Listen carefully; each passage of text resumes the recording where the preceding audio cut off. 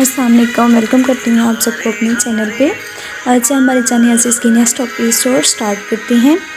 अभी तक टाइगर नहीं पहुंचा, ऐसा तो कभी नहीं हुआ कि वो टाइम पे ना पहुंचा। नैना गुस्से परेशान के मिले जुले तासरात लिए ऑफिस में दाएं से बाएं जानिब चक्कर लगाते हुए कह रही थी, हाँ और अभी इसे बताना भी है कि फ़्लाइट नहीं जा सकती। ख़ान बोला, मेरा तो दिमाग घूम रहा है कि अगर हम फ़्लाइट के ज़रिए नहीं जा सकते तो फिर हम वहाँ जाएंगे कैसे।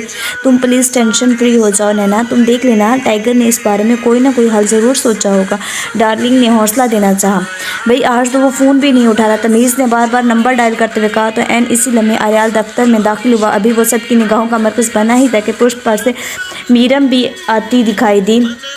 इस पर नज़र पड़ते ही सब हैरत में मुब्तला थे। थैंक गॉड डाइकर के तुम आ गए।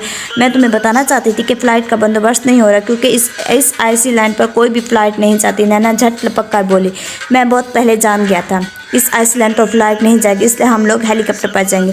हेलीकॉप्टर का लफ्ज़ सुनने पर सबके चेहरे मजीद चौंक गए।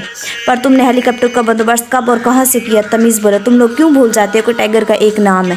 मेरे एक इशारे पर पूरी जर्मनी की अंडरवर्ल्ड हिल सकती, फिर एक हेलीकॉप्टर का बंदोबस्त करना मेरे लिए कौन सा मुश्किल काम है। हाँ भाई वैसे ये बात तो है, वो सब कुछ ठीक है टाइगर, लेकिन क्या ये मीरम भी हमारे साथ जाएगी? डार्लिंग ने तेवरी चढ़ाई पूछा। इसकी निगाहों में मीरम के लिए नफरत साफ दिखाई जा सकती थी। मीरम नहीं, मैडम मीरम कौप या फिर भाभी भी कह सकती। जवाब सुनने के बाद इसने आईब्रोज पूरी तरह ऊपर चढ़ा दिए। नो वे, इस भाभी कहकर मैं आपको अपना भाई बनाने का कभी नहीं सोच भी नहीं सकती। ठीक है तो फिर मैडम कह लेना, लेकिन बदतमीज़ी करने का सोचता भी मत डार्लिंग, वरना मैं कितना बदतमीज़ हूँ ये तुम बहुत अच्छे से जानती हूँ। इसकी आंख को भड़काए वो खान की तरफ मुड़ा तो इसने मुश्किल अपने अल्फाजों पर काबू पाया। तुम्हें कुछ वेपन्स लाने का कहा था। वेपन्स लाने का था, लाए हो? जी बॉस हाजिर, इस बैग में है। वो एक तरफ पड़े बैग को तरफ इशारा कर गया। गुड। और तमीज़ तुम्हें वहाँ के नक्शे सर्च करने के लिए कहा था। हाँ भाई ये सब रेडी है डार्लिंग। वो फिर से इसकी तरफ घुमा, नजरें सवाल आती। बस यस अगर मेरे पास टार्च, पेट्रोल और जो कुछ सामान आपने कहा था सब मौजूद है। परफेक्ट, तुम फिर चलो सफ़र स्टार्ट करते हैं। हेलीकॉप्टर बाहर मौजूद है। वो जैसे ही दरवाजे की तरफ मुड़ा तो डार्लिंग झट पुकार उठी, टाइगर लेकिन हम मीरम को साथ कैसे ले जा सकते? मेरा मतलब है मीरम मैडम को। आप तो जानते हैं कि हमारे मिशन कितने ख़तरनाक होते हैं, इन सब में मीरम मैडम का क्या काम?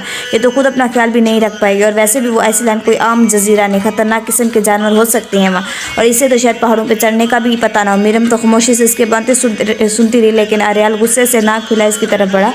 अगर मैं किसी को अपने साथ लेकर आया हूँ तो इसका मतलब है कि वो मेरी जिम्मेदारी है। तुम्हें टेंशन लेने की ज़रूरत नहीं है डार्लिंग, तुम बस अपने काम पर फोकस करो। मेरे के साथ कुछ भी हो इस चीज़ की जिम्मेदार तुम नहीं हो, मैं मेरी बीवी और इसका ख्याल मैं खुद रख सकता। इसके लहजे में बुला का गज़ब देकर इसने खामोशी सादली जानती थी कि अगर इस पर बोलने की गलती की तो इसमें ब्लाक अगर इस टाइगर के हाथों से कोई नहीं बच सकेगा। अपनी कहकर वो मीरम की क्लाइंट हमें बाहर की तरफ बढ़ा तो डार्लिंग ने नफरत से इसके हाथ में मीरम के हाथ को देखा। क्या मैं आपसे एक बात पूछ सकती हूँ? हेलीकॉप्टर में आर्याल के साथ चिपकी बैठी मीरम ने आहिस्ता से सरगोशी की। इसने गर्दन को तिरछी करके देखा। ये डार्लिंग को मुझसे क्या प्रॉब्लम है? इसका क्रेश है मुझ पर। जब से इसने मेरे साथ काम करना शुरू किया तब से वो मुझे पसंद करती है। और आप comment I don't have any interest in darling. लेकिन वो तो आपसे मोहब्बत करती थी और शायद आप भी करती हैं, अब भी करती हैं। आप इससे शादी कर लेते तो मेरी भी जान छूट जाती, लेकिन अब कभी नहीं छोड़ूंगा। Don't worry. मुस्कुरा कर गए। आर्याल साहब आपकी मंजिल आ गई। अचानक कैप्टन की आवाज़ इनके समातों से टकराए तो वो उठकर खड़ा हो गया। ये हेलीकॉप्टर काफ़ी बड़ा था, इसमें कोई भी शख्स आसानी से खड़ा हो सकता था। चलो सब लोग बेल्ट बांध लो। खान ने भी खड़े होकर एक बैग से बेल्ट्स वगैरह निकाल कर सबकी तरफ फेंके। बेल्ट क्यों? हम लैंडिंग नहीं करेंगे क्या? नैना ने घोड़ी डाली। नहीं, ये आइसलैंड बर्फ पोश पहाड़ों से ढका हुआ, इसलिए यहाँ पर लैंडिंग नहीं हो सकती, हमें कूदना होगा। कूदने का लफ्ज़ सुनते तमीज़ समेत मीरब ने भी आंखें फाड़ कर देखा। नहीं, मैं इतनी ऊंचाई से कूद कर मरना नहीं चाहती। तमीज़ हड़बड़ाते हुआ उठा। और मैं भी, मीरम बोली। तमीज़ मुझे इनकार पसंद नहीं। आर्याल ने तमन्नी से कहा देखते हुए याद दहानी करवाई। पर भाई इस भरी जवानी में मैं नहीं मर सकता, लेकिन ज़्यादा बक मत करो तमीज़। बेल्ट बांधो। वो कराते हुए बेल्ट जोर से इसकी तरफ फेंक गया। ना चाहते हुए भी इसे बेल्ट को बांधना पड़ा। चलो एक एक करके कूद जाओ सब, लेकिन मुझे हाइट फ्यू भी है, ऊंचाई से बहुत डर लगता है मुझे, मैं ये कभी नहीं कर सकती। मीरम ने फ़ौरन खड़े होकर घबराते हुए कहा। इसलिए कहा था कि इसको ना लाओ सा। डार्लिंग मुँह में बड़ा। आर्याल तक इसकी आवाज़ नहीं पहुँची थी, वरना दोबारा वो शायद कभी बोलने के काबिल ना रहती। तुम थोड़ी देर के लिए चुप रहो मीरम, इसने सख्ती से कहा तो अपने दांत पीस कर रह गई। ओके, सबसे पहले मैं जाती हूँ। डार्लिंग बहादुरी दिखाते हुए दरवाजे की तरफ बढ़ी और तेज हवा के प्रेशर के साथ ही झट छलांग कर कूद गई। ये लड़की होकर भी कितनी बहादुर है। तमीज ने हसरत से बढ़ा। तमीज, आर्यल की रोबदार आवाज इसके कानों में गूंजी तो वो अलर्ट हो गया। गो, हुक्म मिलते वो धीरे धीरे दरवाजे की तरफ बढ़ा और जैसे नीचे देखा तो इसका सर चकराने के चारों जाना बर्फ पोशी पहाड़ी दिखाई दे रही थी और डार्लिंग अब इतनी नीचे पहुंच चुकी थी कि गोया सिर्फ एक नुक्ते की मान महसूस हो रही थी। बिस्मिल्लाह या अल्लाह बचाना तमीज गो। वो फिर पुश्त दाड़ा 1 2। वो डरते डरते थोड़ा वक्फा लेकर अभी गिनती गिन ही रहा था कि आर्यल इसकी पुश्त पर खड़ा हुआ बाकी की गिनती मैं पूरी कर देता। संजीदगी से कहता वो इसकी कमर पर एक टांग रसीद कर गया, जिससे तमीज चीख बुलंद करके नीचे की तरफ जाकर अगला नंबर नैना का था और वो भी बेखौफी से भागती हुई कूद गई। फिर खान और अब आर्यल की बढ़ती मीडियम सवालिया नजरों से इसे घूरती दिखाई। अगले इंसान वो इसे बाजू से खींचकर अपने वजूद के साथ चिपकाता हुआ बेल्ट बांधने लगा।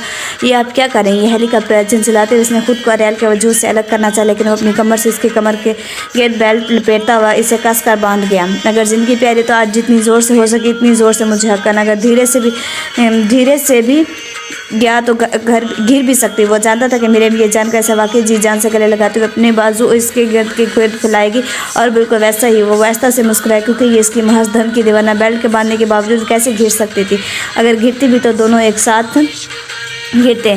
अपनी आंखें बंद रखना और सिर्फ महसूस करना, डरने लगेगा। धीरे से इसके कान में सरगोशी करके वो झट कूद गया। मेरे बाद पूरी शिद्दत से जोर से लगाते हुए गले से जोर से लगाते इसके साथ चिपकना चाहने का भी इसने पैराशूट खोला। वो नहीं जाती थी। आसमान की बुलंदियों से पहाड़ की ऊंचाई तक पहुंचने में भी काफ़ी फासला था।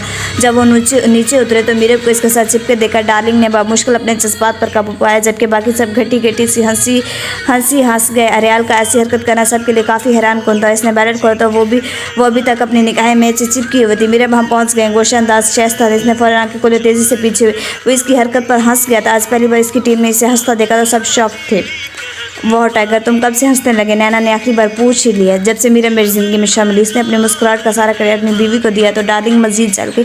मीरा ने तीव्री चढ़ाई। ओहो, मैंने कहा था ना भाई तुम्हें मोहब्बत होगी। तमीज़ बोला, नहीं, मोहब्बत लफ्ज़ का चैप्टर नहीं है मेरी ज़िंदगी में। झट इनकार करें। मीरम के लिए ना कोई लफ्ज़ कोई नया था जानती थी। इसका जवाब यही होगा। वो नजरें फेर गई। मोहब्बत तो करते हो भाभी से, कबूल करने में क्या हर्ज? खान ने बारी दी। कहा ना नहीं ना, दिमाग मत खराब करो। चलो मिशन पर फोकस करो। बेरुखी दिखाता हुआ आगे बढ़ा तो पुष्ट पर बैग पहने सब इसके पीछे चलने लगे। मीरा मेरे साथ रहो। तुम इसे काफ़ी पीछे देखकर वह ज़रा रुक कर कहने लगा। फिर इसके कंधे से कंधा मिलाकर कदम बढ़ाने लगा। उफ यार, एक तो ना तुम्हारी बहन की शादी होगी और ना ही हमारा नंबर है। कैफ्टे में रोहान के सामने बैठी सहल चाट उठी थी। हो जाएगी आपी की शादी। कब यार? पिछले 2 साल से नहीं हुई। तुम बस अपना बताओ ना कि अगर मैं रिश्ता भेजूँ तो तुम्हारा भाई इनकार तो नहीं करेगा ना? पता नहीं, उन्होंने जीमल की पसंद को तो फ़ौरन रिजेक्ट कर दिया और मेरी सुनकर तो शायद फायर ही मार दे। तुम्हारा अपना कंफर्म नहीं है तो फिर मुझ पर रोप क्यों जमा? इसने भी तब कर कहा। वो बात की बात है, पहले तुम तो बनाओ अपनी फैमिली को। क्या वो पुराने ज़माने की सोच लेकर बैठी? पाकिस्तान छोड़कर यहाँ जन्म नहीं आ गए, मगर सोच फिर भी नीचे ही है। बहुत बोल रही हो तुम। अपनी ज़बान का इस्तेमाल सही से करना सीखो। लहजे में मजीद आग भर गई। अच्छा, तुम मुझे सिखाओगे क्या बोलना चाहिए और क्या नहीं? हाँ, रोब जमाना बंद करो रोहान। अगर ऐसा करने की कोशिश की तो ब्रेकअप कर दूंगी। इसने उंगली दिखाई। तुम क्या ब्रेकअप की धमकी दोगे मुझे? मैं खुद करता हूँ तुम जैसी बदतमीज लड़की से ब्रेकअप। गुस्से से चलाता वो कैप्टन से बाहर निकले।